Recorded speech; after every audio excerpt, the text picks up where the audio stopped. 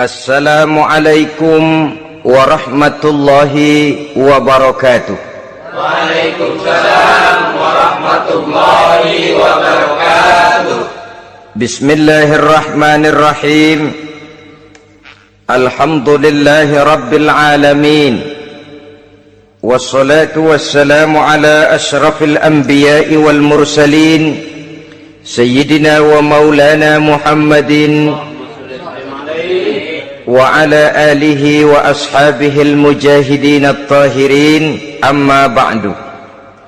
Saudara-saudara kaum muslimin seiman dan sekeyakinan yang berbahagia, pada suatu hari seketika sedang berkumpul dengan para sahabat, Rasulullah pernah memberikan peringatan.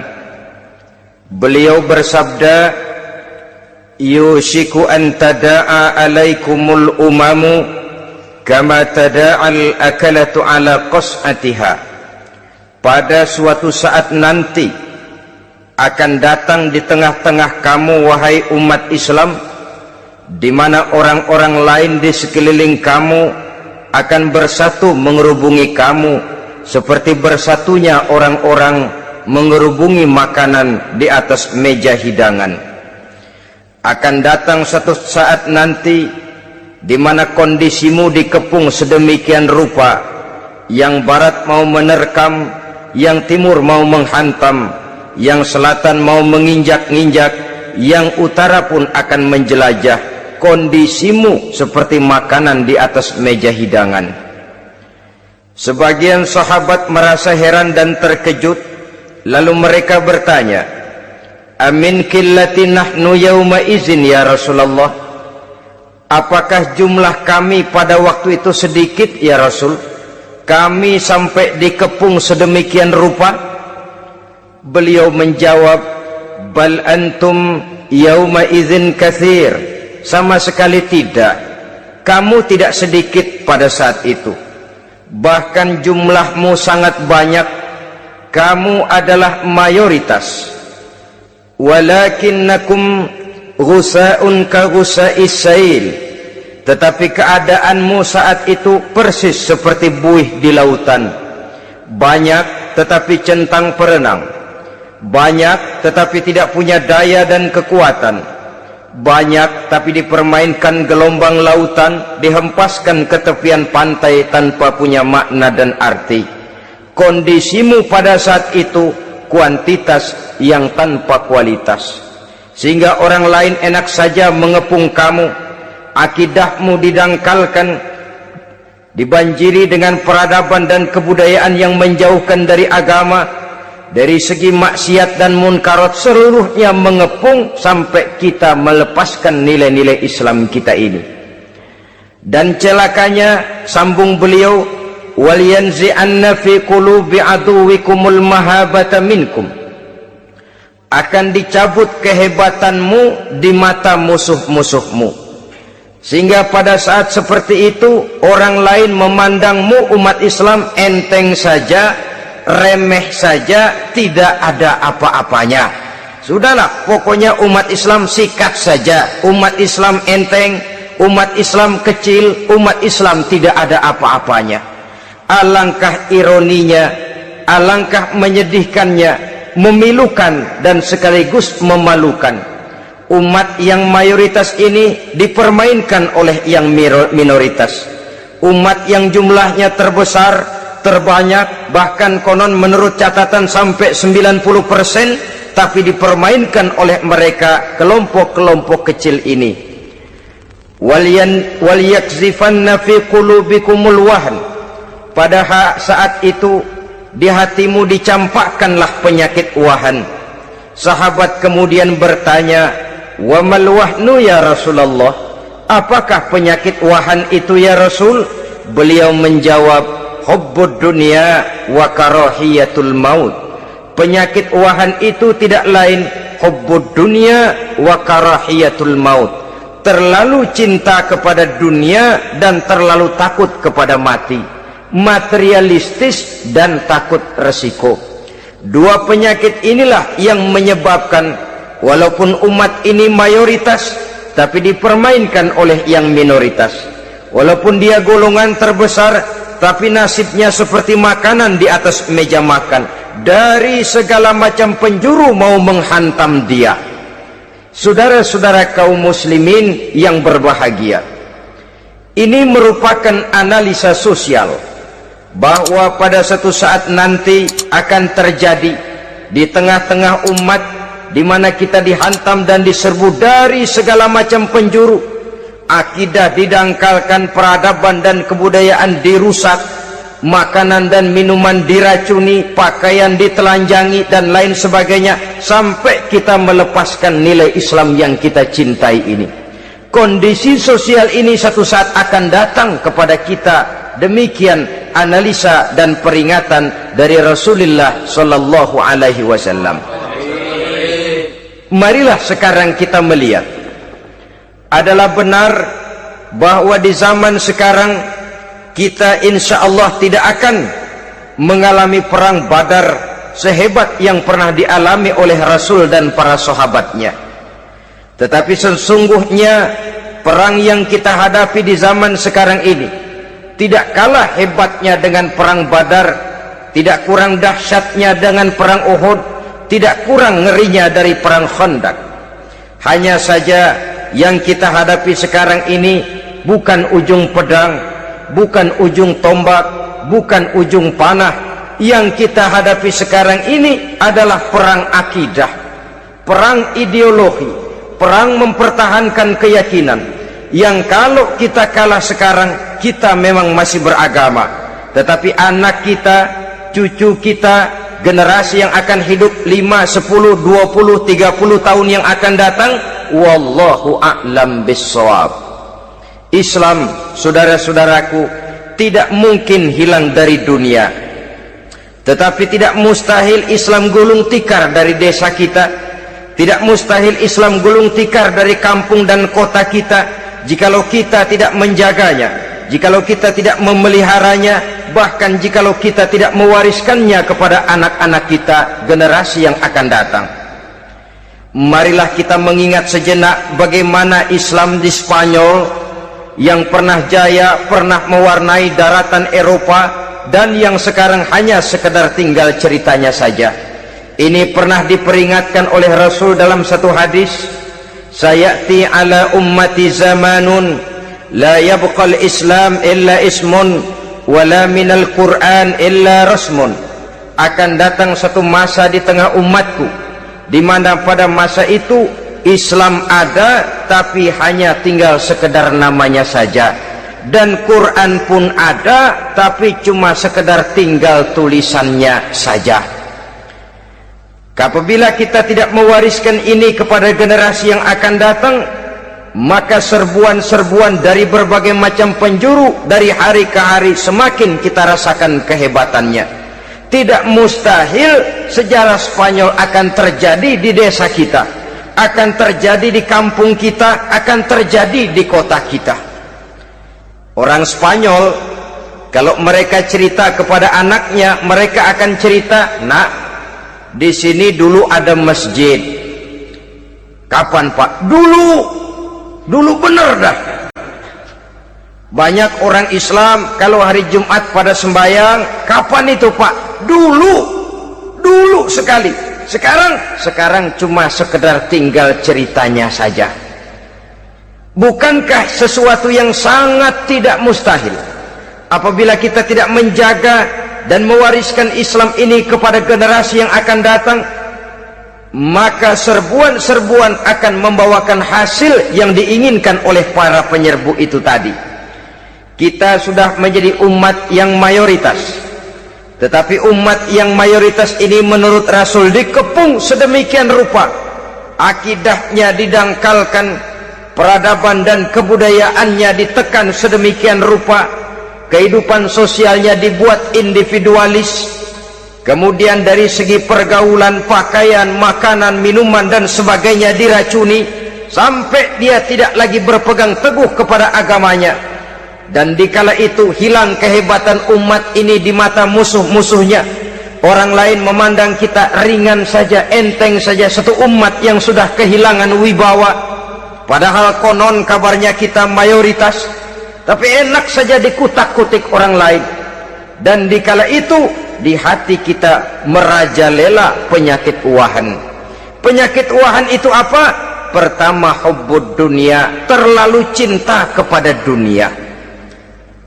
Terlalu cinta kepada dunia yang menyebabkan kita lupa akan tanggung jawab dan kewajiban, lupa meneruskan dan mewariskan Islam kepada generasi yang akan datang.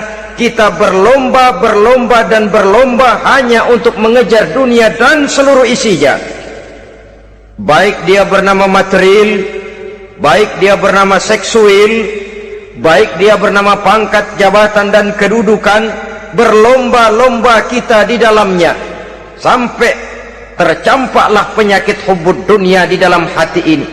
Berurat dan berakar dunia itu, sulit dan berat kita berpisah daripadanya. Akibatnya kemauan untuk berbuat demi dan atas nama agama sangat sulit terwujud di dalam kehidupan ini. Yang kedua, karahiyatul maut, terlalu takut kepada mati. Baik mati ajal, mati dalam artian yang sebenarnya, baik mati usahanya, baik mati karirnya, baik mati pangkat dan jabatannya. Sehingga dengan demikian akibatnya jatuhlah kita menjadi umat yang kehilangan wibawa di mata orang lain.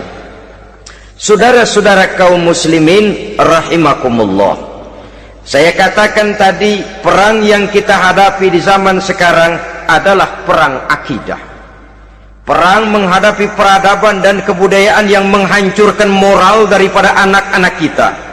Perang menghadapi banjirnya maksiat dan munkarat, yang di tengah-tengah itu, di samping berkewajiban menjaga diri dan keluarga, kita pun juga berkewajiban menjaga anak-anak kita, generasi yang akan datang, mengarahkan dan mendidik mereka sesuai dengan yang dikehendaki oleh Allah Subhanahu wa ta'ala. Oleh sebab itu, pada pertemuan kali ini yang akan saya bicarakan ialah bagaimana idealnya seorang muslim lebih dahulu memberikan pendidikan kepada anak-anaknya. Di tengah satu situasi dan kondisi di mana serbuan datang silih berganti melanda dan menghantam umat Islam, kemana anak-anak kita ini harus kita arahkan? Karena kita orang tua mempunyai tanggung jawab. Anak adalah amanah, menyia-nyiakan amanah adalah dosa, dan dosa itu merupakan satu dosa yang besar. Bahkan orang tua bisa saja masuk neraka kalau tidak bertanggung jawab tentang anak-anaknya.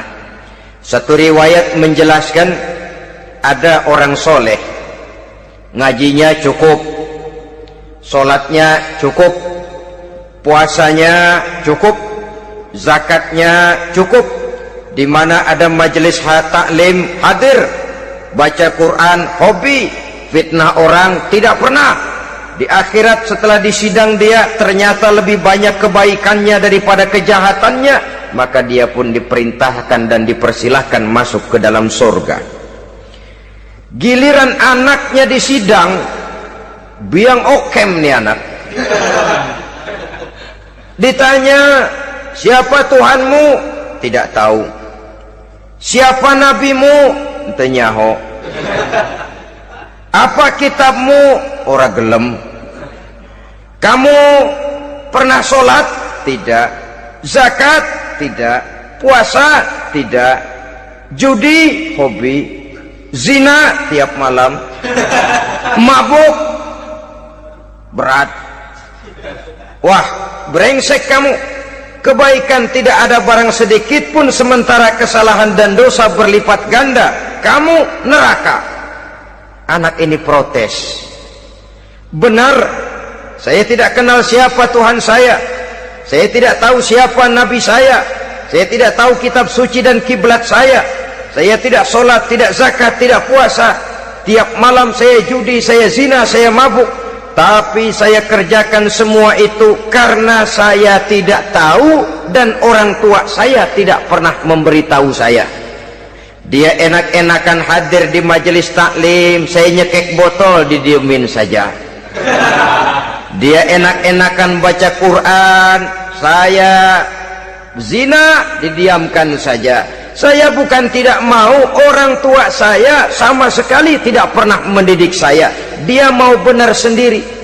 Maka kalau sekarang saya harus masuk ke dalam neraka, saya menuntut agar orang tua saya ikut sama-sama bergabung dengan saya ke dalam neraka. Gara-gara dia tuh saya jadi begini. Orang tuamu yang mana? Tuh, yang barusan mau ke surga. Ini orang tua yang sudah mau berangkat ke surga dipanggil. Sebentar dulu, Mas.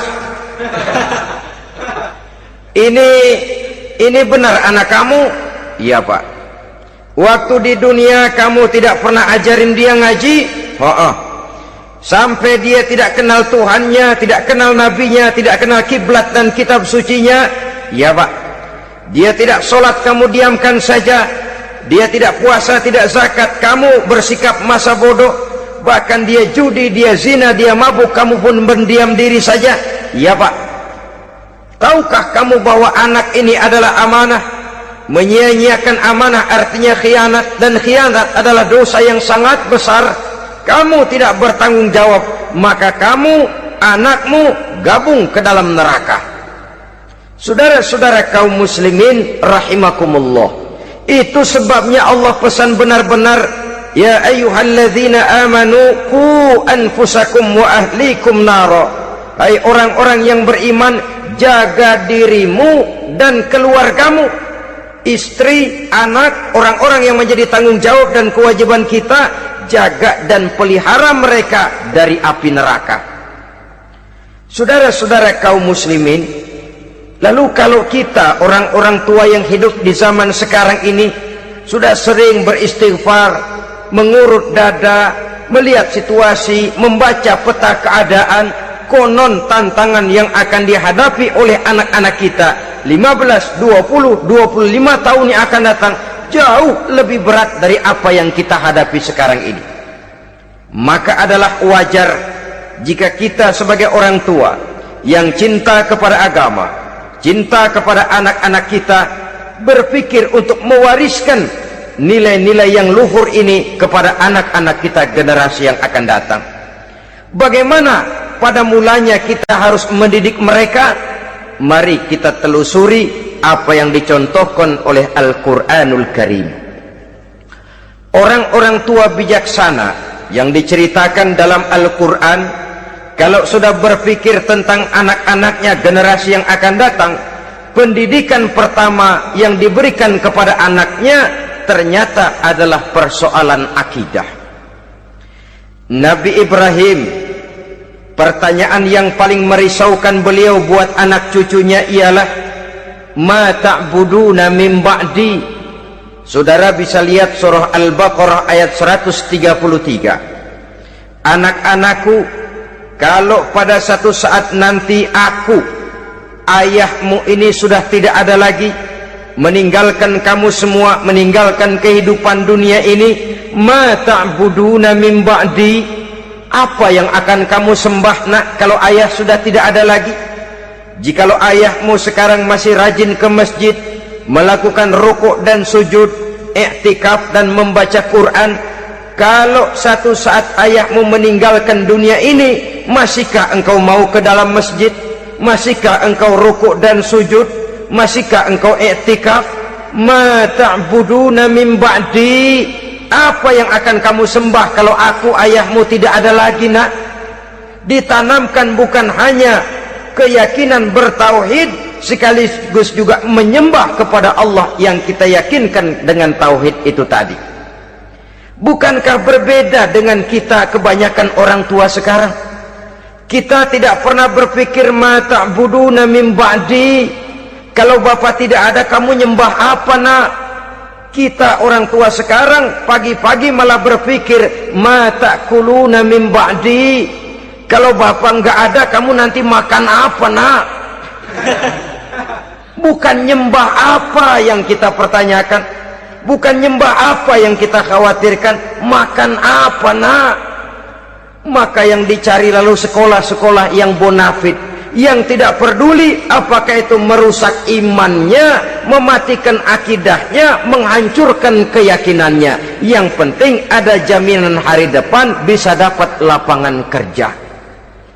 Akibatnya berduyun-duyun orang-orang tua muslim menyekolahkan anaknya di sekolah-sekolah yang bukan Islam, yang nyata-nyata membahayakan akidahnya, dididik dengan kultur dan budaya yang bertentangan dengan nilai-nilai agamanya. Bukankah ini berarti merelakan anak untuk dikafirkan? Bukankah ini artinya menyerahkan anak untuk ditulis menurut selera para pendidik yang tidak sesuai dengan nilai akidah yang dimilikinya? Mengapa kita tidak berpikir seperti Nabi Ibrahim yang sebelum memberikan pendidikan kecerdasan, sebelum pendidikan matematika, IPS, PSPB dan disiplin ilmu lainnya, yang pertama ditanamkan, ma ta'buduna min ba'di, kalau ayahmu tidak ada, kamu menyembah apa nak? Menyembah Allah, apa nanti malah menyembah harta? Menyembah Allah, apa nanti malah mendewa-dewakan pangkat dan jabatan? Menyembah Allah, apa malah nanti menyembah alam?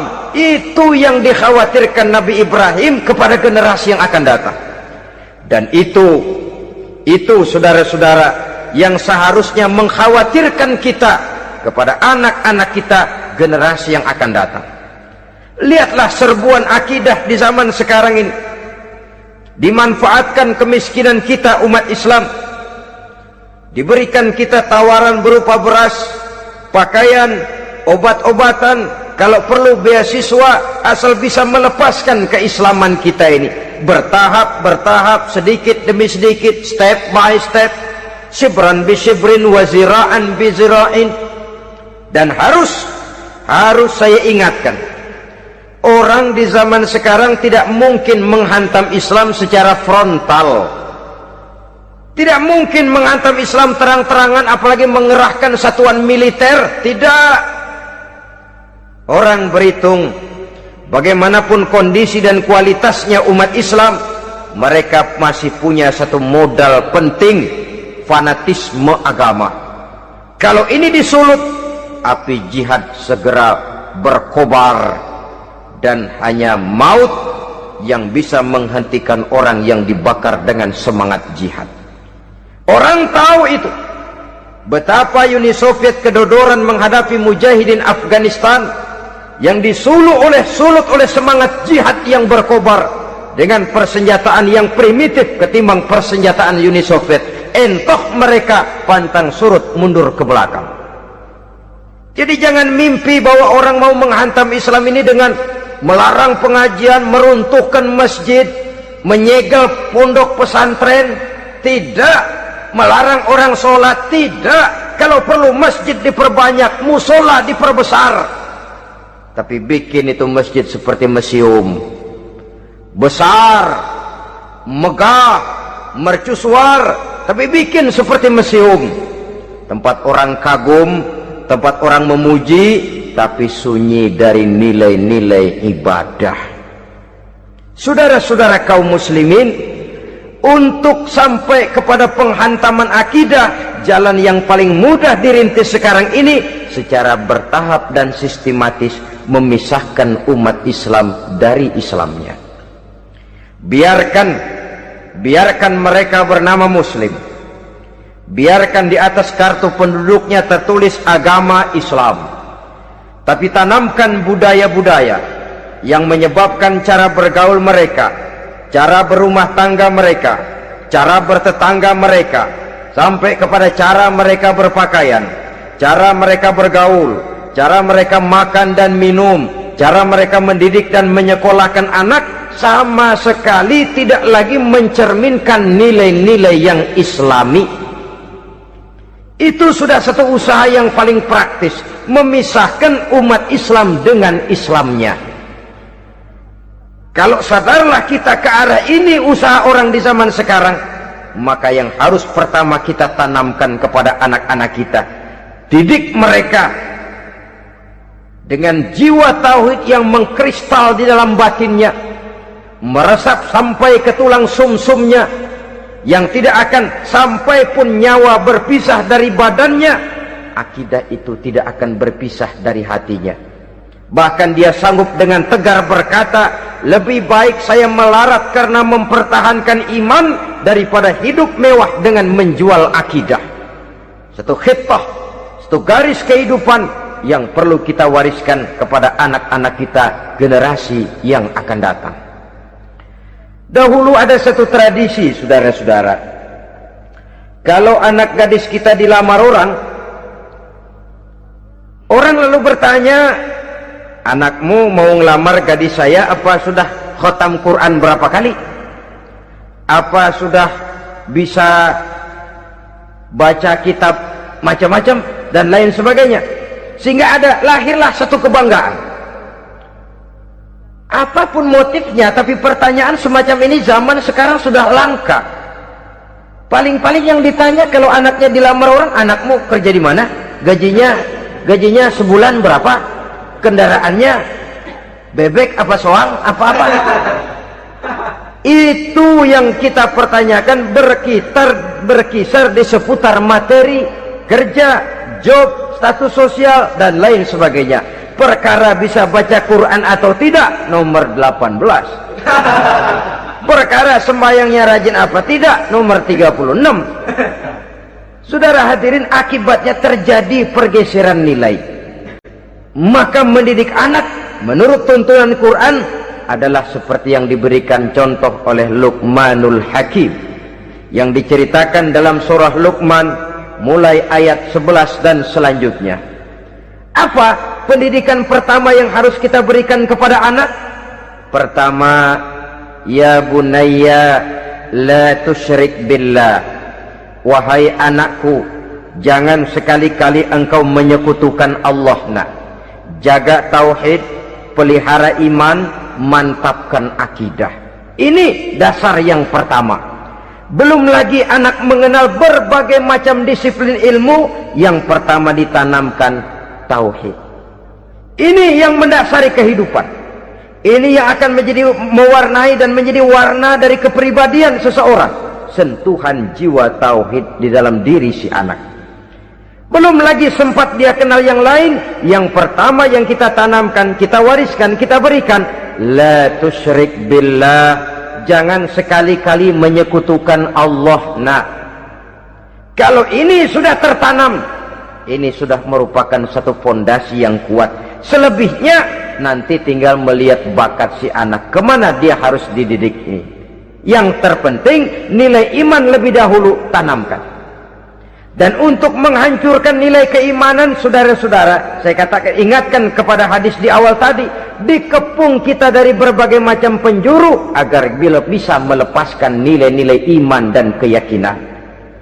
Proses pendangkalan akidah, ditanamkan keraguan kepada agama, ditanamkan rasa malu beragama, sholat malu, baca Quran malu, berangkat ke masjid malu, pakai jilbab malu. Ditanamkan rasa malu beragama, sehingga bertahap sedikit demi sedikit kita mulai berpisah dengan kehidupan beragama. Ditanamkan hal yang sedemikian rupa dari berbagai macam penjuru. Dihantam akidah, akidah kuat, dihantam dari segi peradaban dan kebudayaan. Diperbanyaklah peradaban dan kebudayaan yang bukan mendekatkan kita dengan agama, malah mendekatkan kita dengan neraka. Menjauhkan kita dari agama, menjauhkan kita dari nilai-nilai luhur yang diwariskan oleh orang-orang tua kita terdahulu. Adalah kewajiban kita yang pertama, mendidik anak, menanamkan roh, jiwa dan semangat tauhid di dalam diri mereka.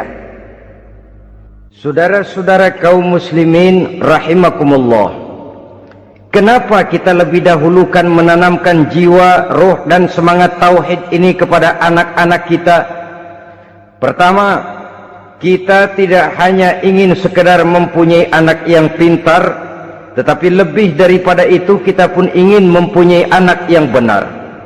Segala macam disiplin ilmu, segala macam bentuk penalaran ilmiah dan pengisian intelektualitas manusia mungkin di satu sisi akan membuat dia pintar, tapi di sisi lain belum tentu akan membuat dia benar.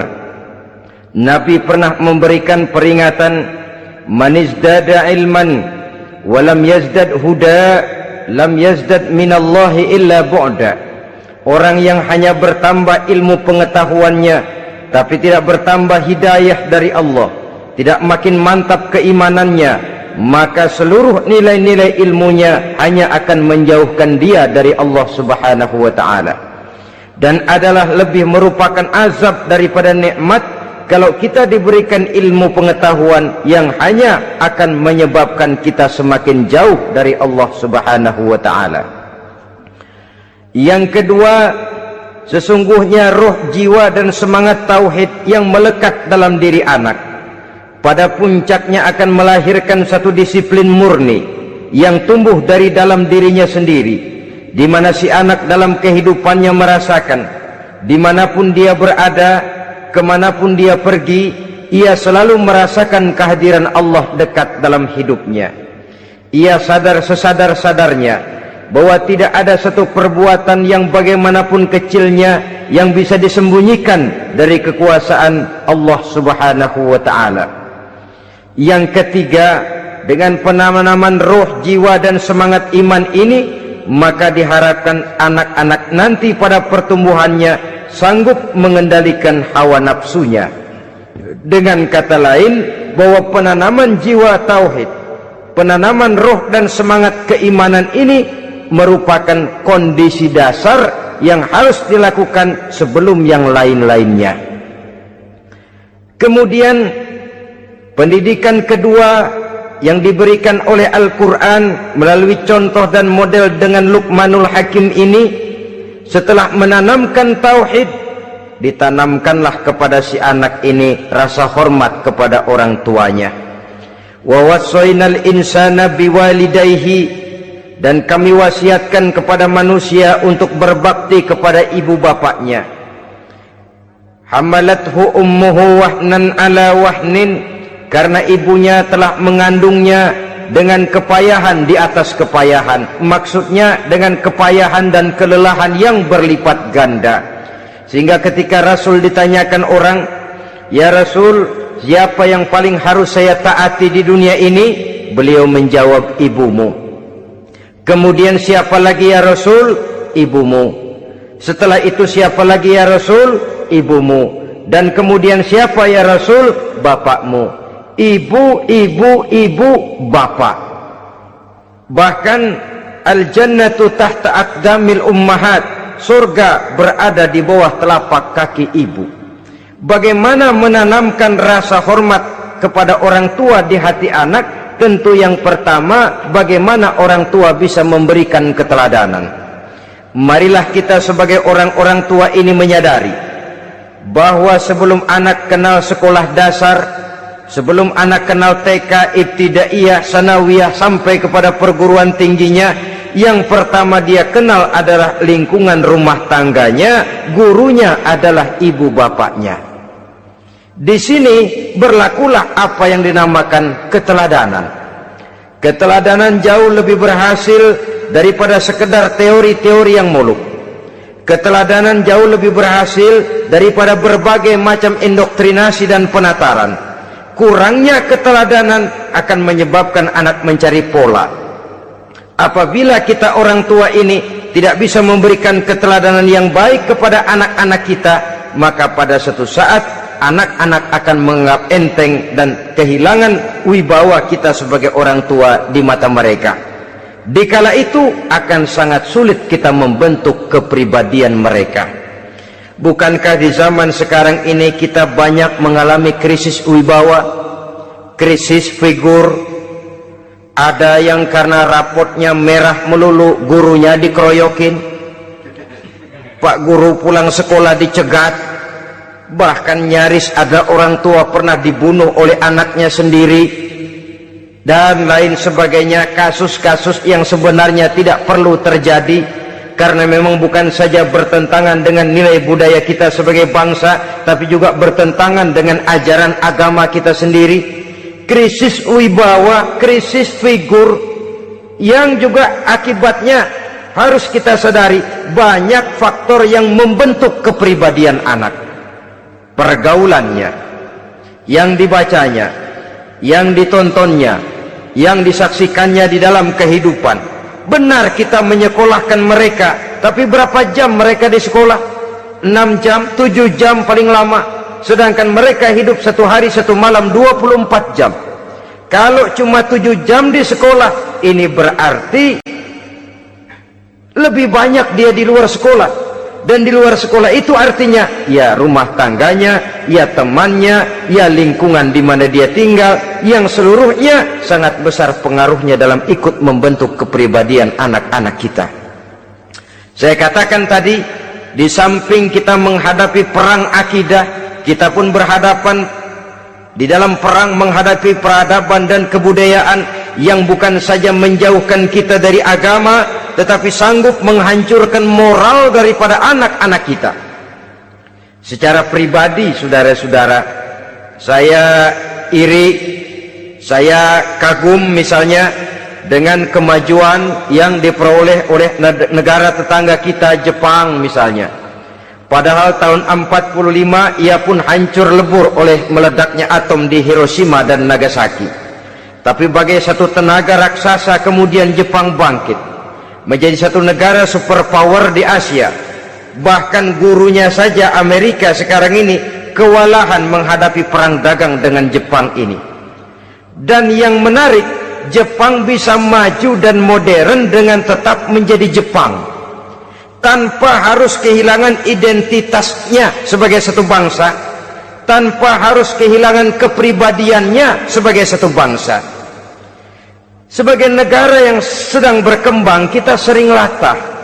Kita ingin meniru barat, tapi bukan teknologinya, westernisasinya yang kita tiru. Bukan isinya, kulitnya yang kita ambil. Akibatnya apa? Modernnya belum, orangnya sudah barat. Bergaulnya sudah cara barat, berumah tangganya sudah cara barat, berpakaiannya sudah cara barat, mendidik anaknya sudah cara barat. Di mana ketemu orang tua cukup hello daddy. Kulitnya kita ambil, sementara isinya kita campakkan. Ironi dan menyedihkan.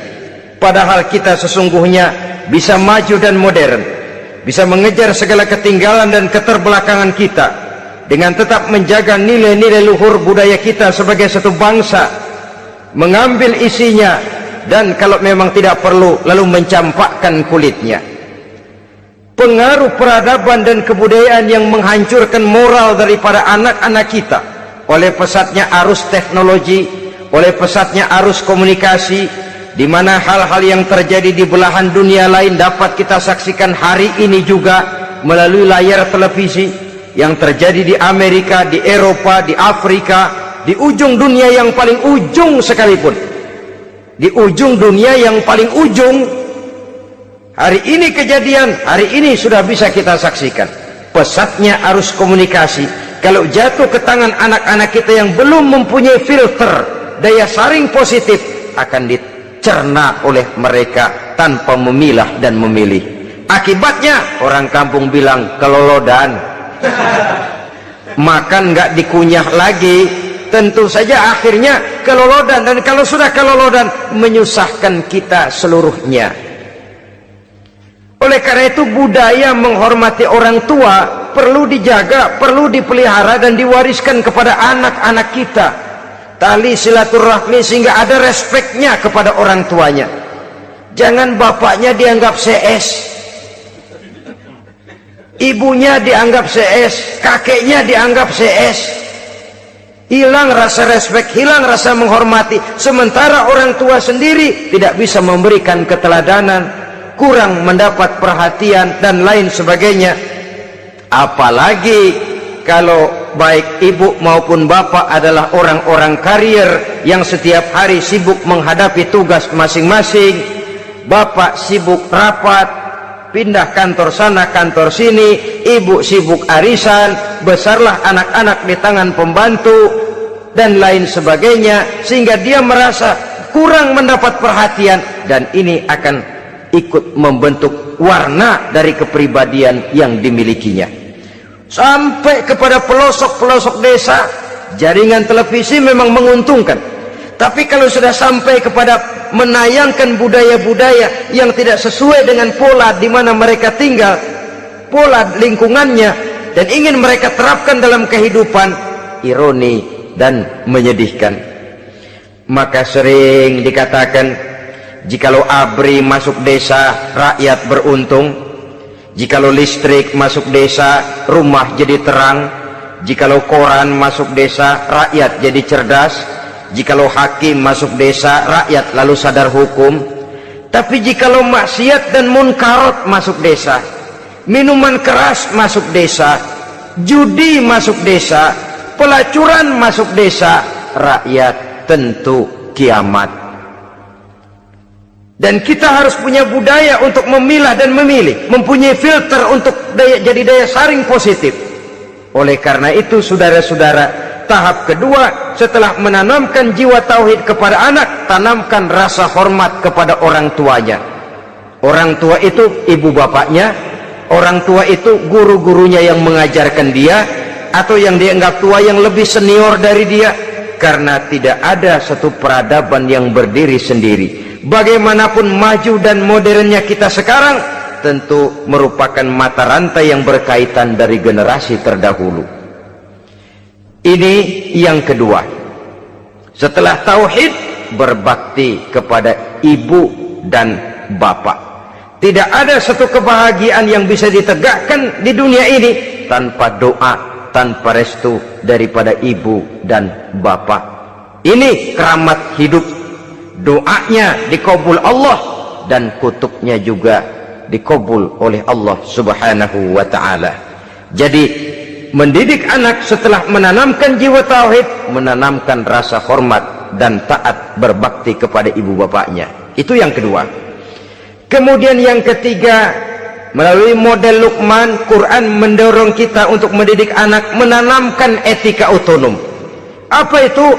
Ya bunayya innaha in takum mithqala habbatin min khardalin fatakun fi sakhratin aw fis samawati aw fil ardi ya'ti biha Allah. Wahai anakku, sesungguhnya kalau ada satu kebaikan yang kamu kerjakan, kecil, tidak nampak oleh pandangan mata yang zahir, yang kecil itu tersembunyi di puncak langit, di dasar bumi yang paling dalam, atau di tengah batu hitam sekalipun, Allah pasti mengetahuinya dan pasti akan memberikan balasan yang seadil-adilnya. Pendidikan apa ini? Pendidikan moral, menanamkan etika otonom. Nah, kau berbuat baik jangan karena dilihat orang. Kau tidak mau melakukan kejahatan jangan cuma karena ada polisi. Kalau ada polisi kau tidak mau jahat, kucing juga begitu. Coba lihat kucing, taruh ikan asin di piring kaleng, tongkrongin, aduh kucing kalem, sopan, tenang. Sedikit kita lengah, habis ikan digarap. Tapi ditanamkan satu kesadaran, kemanapun kau pergi, nak, apapun yang kau kerjakan, tersembunyi di tengah batu, di dasar bumi, di puncak langit, Allah pasti tahu. Dalam bahasa yang ringan, nak, kita ini diawasi oleh dua hiperkomputer yang maha sensitif, produksi langit, mereknya Rokib dan Atid. Itu komputer yang sangat peka dan sensitif. Jangankan kita berbuat, kita berniat baik saja, komputer sudah nyatat sendiri. Inilah yang orang sekarang namakan waskat, nah, pengawasan malaikat. Kalau hidup sudah merasa diawasi oleh malaikat, waskat berhasil. Tapi kalau waskat sudah diawasi malah nekat, itu yang gagal. Atau yang diawasi dan yang mengawasi sama-sama sepakat, nah, itu juga bisa cincai. Saudara-saudara kaum muslimin rahimakumullah, waskat dalam pengertian kita muslim, bagaimana hidup ini merasakan diawasi oleh malaikat.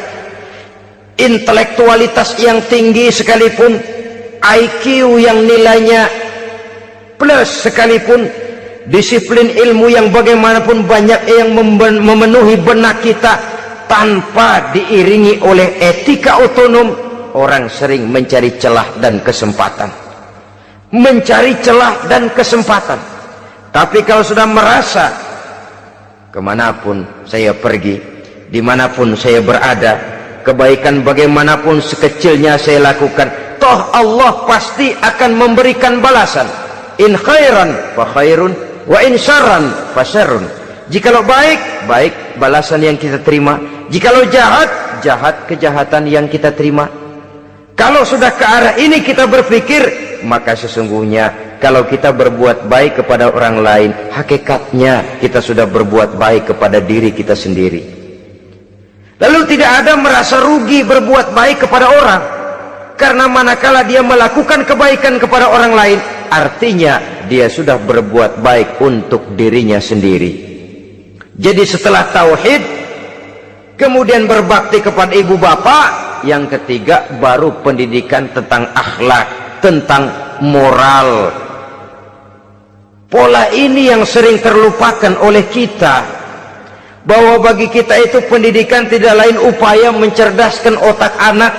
Jangan sampai sebab ini kelihatannya pembangunan makin maju, persaingan hidup makin tajam, tensi ekonomi semakin tinggi, sementara jumlah tenaga kerja dengan lapangan kerja yang tersedia jauh dari mencukupi. Jikalau tidak membekali anak dengan pendidikan yang menunjang lapangan pekerjaan, orang tua khawatir, takut sekali anaknya jadi gelandangan. Dikhawatirkannya kehidupan dunia ini, sementara dia lupa kalau anaknya bisa jadi gelandangan di akhirat. Padahal selama-lamanya gelandangan di dunia paling seumur manusia itu 60 tahun, 70 tahun lah umur orang sekarang. 70 itu sudah luar biasa itu. Tapi kalau harus menggelandang di akhirat, menjadi gelandangan di akhirat, alangkah menyedihkannya.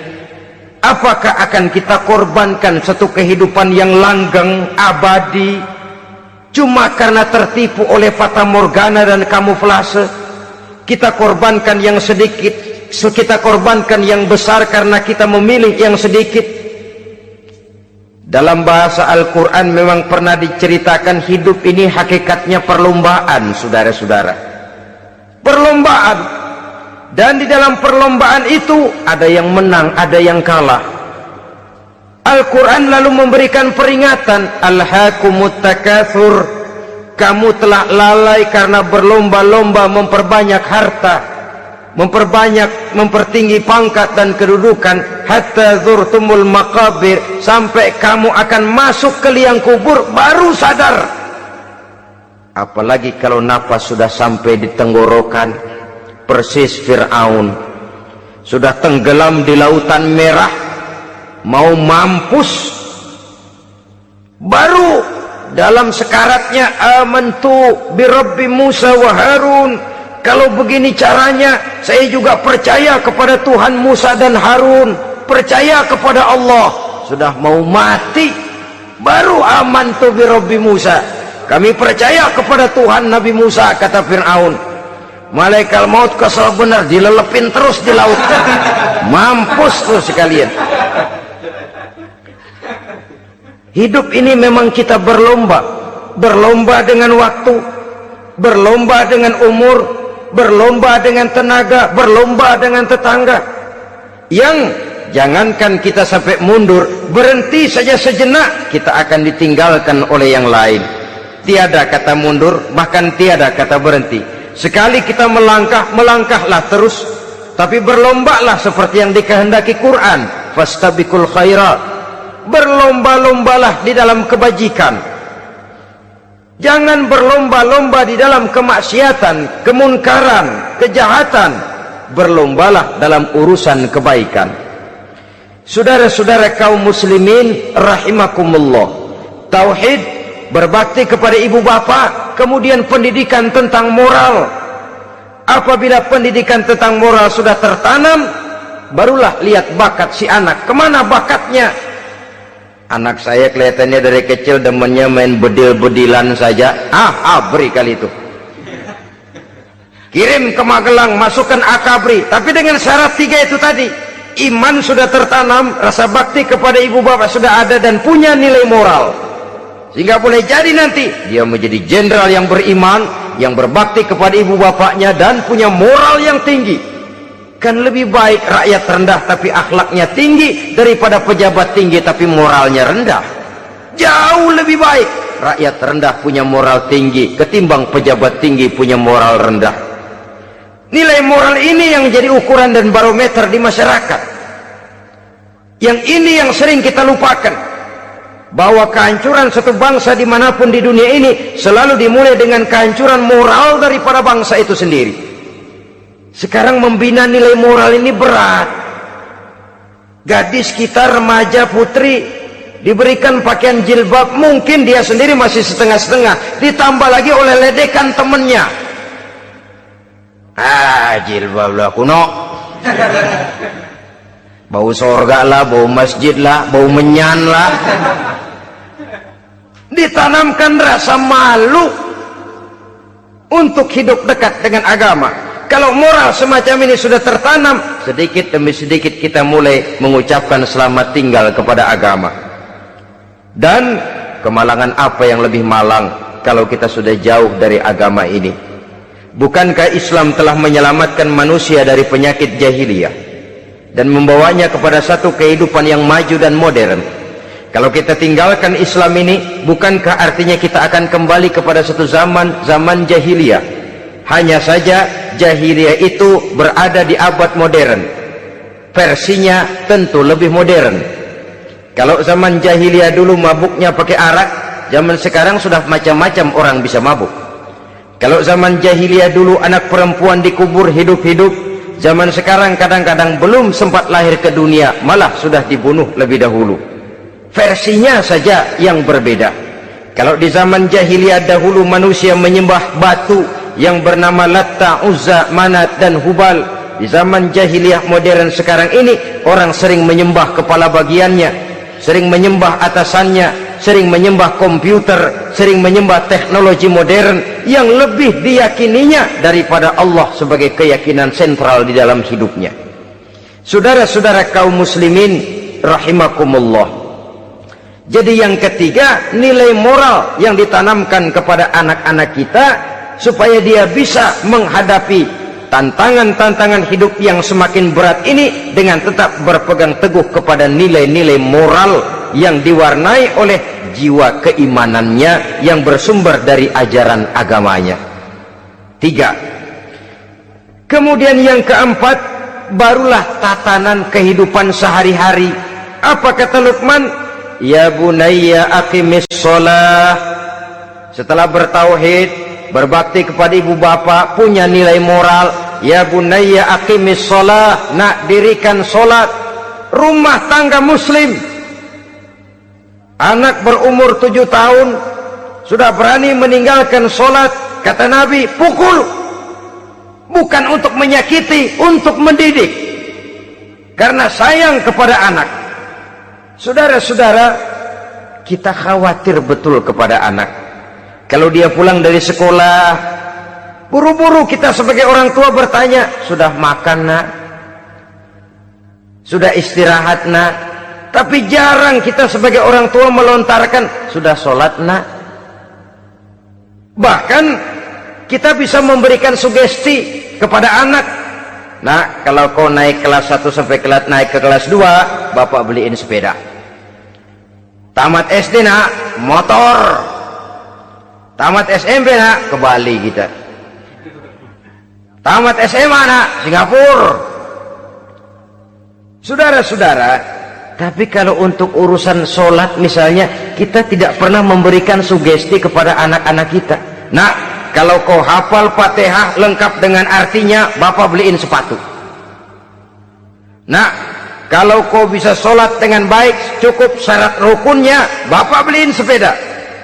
Ada rangsangan, ada sugesti yang membuat anak lebih tergerak untuk hidup dalam suasana keagamaan. Ya bunayya aqimis sholat, nak dirikan sholat. Sebab ini sandaran vertikal yang paling langsung antara manusia dengan Tuhannya. Menyadari bahwa sepanjang yang bisa dilakukan oleh manusia hanyalah berusaha dan kepastian sepenuhnya ada di tangan Allah. Dengan solat kepribadianmu diperteguh, dengan solat sandaran vertikalmu kepada Allah diperkuat, dan pada waktunya nanti Al-Quran memberikan bimbingan, hendaklah minta tolong kepada Allah dengan sabar dan tetap mendirikan solat. Ya bunayya aqimis sholat. Setelah itu wa'mur bil ma'rufi wanha 'anil munkar.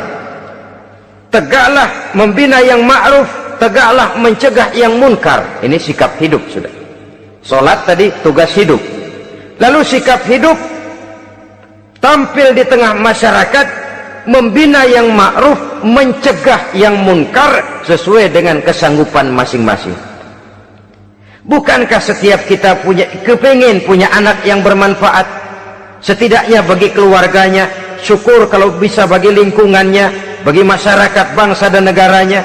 Dan satu di antara tanda orang yang bermanfaat, kalau dia bisa hidup menjadi penganjur yang ma'ruf dan pencegah yang munkar. Dan itu kalau tidak ada hidayah, sulit orang mau melaksanakan itu. Sebab apa? Ada kecenderungan belakangan ini di mana agama dianggap urusan pribadi. Sehingga orang lalu sering bilang, jangan bawa-bawa agama dah, itu kan bukan urusan agama.